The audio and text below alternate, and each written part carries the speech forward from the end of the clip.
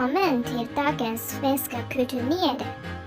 Our topic today is about equality in general, which would include two parts, gender equality and social equality. To discover more about this topic and compare to other nations, we invited two guests, one from our neighboring country, Germany, and another from a country which is way far from us, China. So, please introduce yourself to our audience. Hej, jag heter Rongzhi. Jag kommer från Kina. Jag är väldigt glad att vara här. Hej, jag heter Bjarne och jag är glad för inbjudningen. So first of all, we're going to talk about gender equality. When you search online about the Gender Equality Index worldwide, you will discover that Sweden is among the top list. What do people in Sweden think about gender equality here? Let's watch a straight interview together. Hej, jag heter Bjarne och jag vill fråga några människor om deras idéer om jämställdhet. Första frågan, hur tycker du om jämställdhet i Sverige? So the first question would be, how far do you think is Sweden on the way to gender equality? I think if we compare it to other countries, we are a lot more far, but we still have a long way to go. My mother, she is from Sri Lanka, and if you compare countries like Sri Lanka or India, it's much better here in Sweden than it is there. Nice! Andra frågan, vad som jämför med andra europeiska länder? Compared to other countries in Europe, we're a little more far than most of them, while some might be even ahead of us. Tredje frågan, hur tänker du på feminism?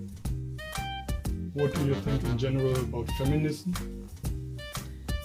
Well, I think it's necessary for like the society and how we work together and things. Yeah, I think that it's something that's good for both men and women. I think it's good to emancipate, like immigrant women, like my mother. They got a much better life when they come to Sweden. Do you think men should pay the bill when go out for a date with a woman, or should they both pay their own? I think it's up to them. I don't think that you should decide that only men are gonna pay for everything. No, I think it should be equal. I think same party. From above, we can see that gender equality is relatively better in Sweden compared to some other countries. What do you feel about gender equality in your countries? In Germany, gender equality is also an important topic in society, politics and media, but the progress to a more equal role of male and female is rather slow. The German government tried to change that by working with a quota for more women in supervisory boards and of board members in general. Furthermore, they tried to achieve an equal pay for women and men doing the same job, but the improvement there is limited. So with a gender pay gap of 19.2% in Germany, it's clearly behind Sweden, and also less female representatives of parliament compared to Sweden. Well, in China, we used to be a patriarchy society, so traditionally men have much higher status than women. In ancient China, only men can get into schools and to become public officials. Women are mostly housewives and stay at home to take care of the children. But now it's like the opposite. Women's family status is sometimes even higher than that of men, especially in urban areas. For example, in my province, husbands would usually give their salaries to their wives to manage, and they would follow what the wives said. However, this is not true when it comes to workplace, but I think we are making progress to solve this problem. Thank you. And you've been in Sweden for a while. Do you discover some other things which are quite different here compared to your countries? So the first difference I noticed being here in Sweden as an exchange student, that you could call nearly everyone with the first name, whereas in Germany you would call at least teachers, professors, doctors or professional contacts by the second name and use the third person plural for being polite.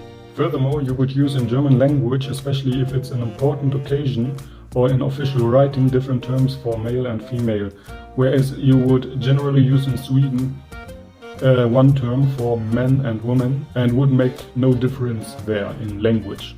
The biggest difference I noticed here is just like what Bjarne said. The relationship between teachers and students are more like friends. But in China, we never call a teacher by his or her first name. We usually take the last name, and we also use applied form of pronoun when talking to the teacher. And also for elderly people and strangers. Otherwise, it would be regarded as impolite and disrespectful. And quite special in China, we usually start the class with teachers and students bowing to each other. In Sweden, we never do that. Yeah, that's true. For a better understanding for our audience, let's watch how classes are like in Sweden, Germany, and China.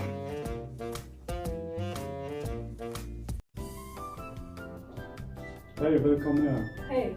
Jag heter Bjarne Wessel och jag är din nya svensklärare. Hej, jag heter Rongzhi. God morgon.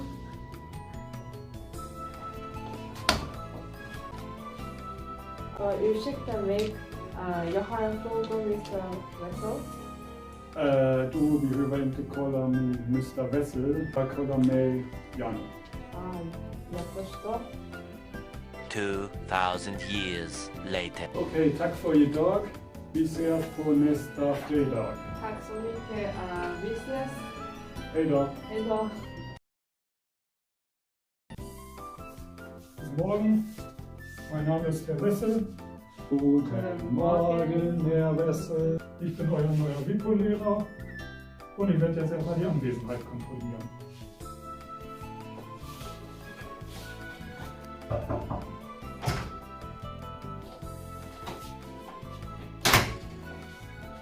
Warum bist du denn schon wieder zu spät, Kevin? Entschuldigung, dass ich zu spät bin.